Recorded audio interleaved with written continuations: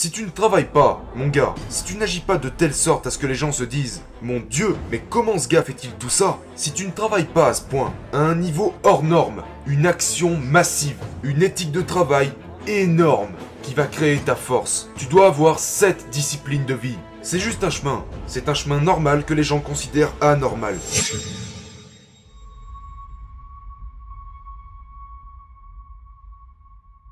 Aujourd'hui, je vais vous parler de succès. Succès, devoir, obligation, responsabilité. Si vous approchez le succès d'une quelconque autre manière, la plupart des gens pensent, eh bien, si l'économie fonctionne, je réussirai. Je réussirai quand cette chose arrivera. Si je gagne à la loterie, je réussirai. Écoutez, vous ne réussirez pas tant que vous ne l'exigerez pas. Ça ne marchera pas si vous ne l'affirmez pas. Si vous ne dites pas « c'est à moi, c'est important », vous ne réussirez pas. Je sais de quoi je parle. Parce que je l'ai vécu. J'ai passé les 25 premières années de ma vie comme un spectateur, à regarder les autres réussir et à me demander pourquoi je n'y arrivais pas. Le succès est votre devoir. C'est votre obligation et votre responsabilité. Près de 90% des directeurs de vente disent qu'ils n'ont pas le temps. Et une fois encore, ça remonte à... Si vous saviez qu'il allait ajouter de l'argent à votre banque aujourd'hui, prendriez-vous le temps de le récupérer? Donc ils le feront, parce qu'ils prennent du temps pour les choses qui leur rapportent de l'argent. Si vous avez un client, espérons-le, si vous avez un client et que vous négociez un contrat avec ce client, et que vous avez un gros hamburger devant vous, j'espère vraiment que vous allez mettre le hamburger de côté pour travailler, parce que la priorité est de faire de l'argent. Dans le même sujet, ce directeur ne croit pas que les formations de vente se convertissent ou permettent de gagner plus d'argent. Donc il ne prend pas de temps pour ça. En fait, quand vous dites que vous n'avez pas le temps, ce que vous dites en réalité c'est « ce n'est pas ma priorité ». Parce que vous ne pensez pas que cela puisse vous rapporter de l'argent. Écoute, tu veux que ton éthique de travail soit si élevée que les gens t'admireront pour ça. Donc je vais te poser une question maintenant. Est-ce que les gens te connaissent-ils vraiment grâce à ton incroyable éthique de travail? Si tu ne peux pas répondre oui à cette question, mon gars, tu ne fais même pas partie du top des 10%. Tu dois arriver au sommet. Les gens doivent te connaître, pas parce que « Oh, c'est un bon vendeur. Oh, il est bon à ça. Oh, c'est un artiste. Oh, c'est un pianiste. Oh, il a écrit une super, tu sais, histoire. » Les gens ont besoin de te connaître pour une chose en priorité. Il travaille. Il produit. Le gars est là tous les jours. Le gars se met la pression et se pousse lui-même. Parce que la vérité est que, peu importe si vos idées sont bonnes, ou si vos compétences sont bonnes, si tu ne travailles pas, mon gars, si tu n'agis pas de telle sorte à ce que les gens se disent « Mon Dieu, mais comment ce gars fait-il tout ça ?» Si tu ne travailles pas à ce point, à un niveau hors norme, une action massive, une éthique de travail énorme qui va créer ta force. Tu dois avoir cette discipline de vie. C'est juste un chemin. C'est un chemin normal que les gens considèrent anormal. Si vous ne travaillez pas à ce niveau-là, vous n'aurez rien. Bâtissez votre éthique de travail. L'éthique de travail. Renseignez-vous. La plus grande lutte était de contourner les gens qui disaient que je pourrais pas le faire. Sérieusement. C'est le plus grand combat. Genre, vous parlez à un gars qui vous dit « Ouais, tu peux y arriver ». Et le lendemain, vous l'entendez dire aux autres « Non, c'est un malade, il y arrivera jamais ». Vous savez, il y a si peu de gens qui vous diront de le faire. La plupart vont vous dire « Économise ton argent, protège-toi, fais attention, ne prends pas de risques ». Prendre des risques est la meilleure façon de les éviter. Donc, la plus grande bataille que j'ai dû mener a été menée contre ma famille. Les personnes les plus proches de moi étaient en réalité les plus dangereuses. À chaque fois que je sortais pour faire un nouveau deal, tout le monde me disait « Mais tu n'as pas besoin de faire un truc pareil. Tu dois avoir du carburant dans ton tank.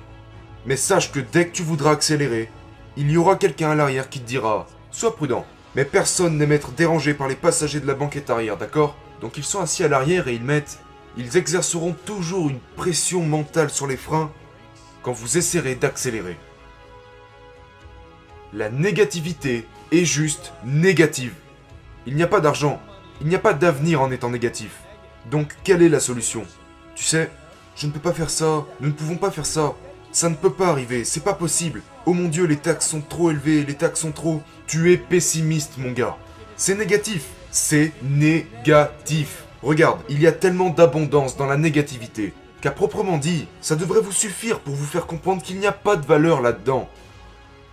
Vous devez vous engager à servir. Vous devez vous engager genre, hey, j'ai une cible. Je sais que lorsque nous n'atteignons pas les objectifs ici dans mon bureau, la première chose que je demande, sans tenir compte du service internet, de mon service de comptabilité, ou de l'équipe de vente, je vais poser une question. Quelle est la cible? Pas de cible? Pas de vente. Donc si vous avez un rôle, si vous êtes dans le service ou peu importe, assurez-vous d'avoir une cible, évaluez cette cible, chaque heure. Si vous voulez vraiment des résultats, évaluez votre cible toutes les heures en vous posant la question « Qu'est-ce que nous avons fait dans les 60 dernières minutes ?» Je vous le promets, faites ces deux choses simples. N'apprenez même rien sur la façon de vendre quoi que ce soit. Ayez une cible, évaluez-la toutes les heures et je vous garantis que vos ventes vont exploser. Dans toutes les entreprises que je possède, j'ai entre 4 et 5 sources de revenus par entreprise. Je ne vais certainement pas dépendre d'un seul produit. Une fois que je reçois les bénéfices de ces 4 flux provenant d'une de mes entreprises. D'accord? Par exemple, dans cette entreprise, c'est un projet en ligne appelé Cardone University. Donc il y a des conférences, il y a des livres, il y a des audios et des MP3. Ce sont 4 flux d'argent venant d'une de mes entreprises. Et à un moment donné, je me dis, ok, lançons une nouvelle entreprise. Donc je vais construire une nouvelle entreprise en parallèle. Comme un skieur, d'accord? Je ne veux pas que les skis se croisent. Je veux qu'elles soient parallèles. Afin que tout ce que je ne peux peut-être plus faire dans cette entreprise, je vais l'externaliser à un partenaire, en construisant une deuxième entreprise. Ensuite, une fois que ces deux skis sont en harmonie, peut-être que je vais bâtir une troisième entreprise ici pour laquelle j'ai une passion qui n'a rien à voir avec les deux premières entreprises. Ce n'est pas de la diversification, c'est un accroissement puissant de flux monétaires. Et quand j'investis dans cette troisième entreprise, je vais prendre l'argent des deux premières entreprises et dire « S'il y a une bonne affaire, foncez. Mais si vous n'êtes pas sûr de vous, n'y mettez pas un seul centime. » Il y a tellement d'erreurs que font les vendeurs, je pense qu'ils doivent revenir aux fondamentaux. Mais vous ne vendez même pas des solutions, je veux dire. Avant même cela, je dirais que la plus grosse erreur est que les gens ne sont pas stimulés par ce qu'ils font. Ils ne sont même pas actifs. Ils ne montrent aucun intérêt pour le processus. Et ils perdent leur intérêt. Dernièrement, j'étais à Barcelone. Je passais devant une boutique et je regardais une montre depuis dehors. La boutique n'était pas fermée. J'aurais pu acheter cette montre. J'avais les moyens de l'acheter. Donc je me promenais dans la boutique pendant mes vacances et je regardais cette montre. Je savais exactement quelle montre je recherchais.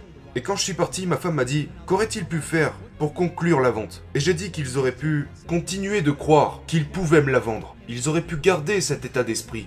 Ce que je veux dire par là, c'est que si vous n'êtes pas intéressé, si vous ne pensez pas pouvoir conclure une vente, vous ne vendrez rien. Donc la principale erreur que commettent les vendeurs et les gestionnaires dans leur boutique est qu'ils supposent faire des ventes à certains jours plutôt que d'autres. Je vais dans chaque opportunité, avec chaque client potentiel, chaque appel téléphonique, peu importe à quel point la vente peut être complexe ou ordinaire. J'ai la conviction que je peux vendre ce produit, ce jour-là, à tout moment. Exploitez votre potentiel, pas votre quota. Si vous voulez rester vraiment motivé, si vous voulez répondre à la question de savoir pourquoi les gens qui ont déjà réussi continuent de travailler, c'est parce qu'ils n'opèrent pas sur des quotas, ils opèrent sur leur potentiel. Ils sont motivés à atteindre leur potentiel. Ceci est également lié à leur obligation morale. Ils savent de quoi ils sont capables. Personne ne peut vous dire de quoi vous êtes capable. Vous êtes le seul à le savoir. Donc exploitez votre potentiel, et pas votre quota. Les quotas sont des nombres, mais qu'est-ce qu'ils représentent? Quelqu'un pourrait dire, ton quota est de ta. Ok, mais basé sur quoi? Comment tu es arrivé à ce quota? Les gens choisissent un certain quota, ou un certain nombre, parce qu'ils pensent que c'est important, ou simplement pour se comparer à d'autres personnes dans leur industrie. N'opérez pas sur les quotas. Vous les voulez, bien sûr que vous les voulez, mais ce qui vous motive, c'est l'atteinte de votre potentiel. Et certainement pas quelques nombres ou quelques mécanismes. Mon potentiel, je le connais. Je sais à quoi il s'apparente. Et vous devez connaître le vôtre. Exploitez votre potentiel, pas seulement un quota. Et je vous le promets, vous serez extrêmement motivé. Jour et nuit.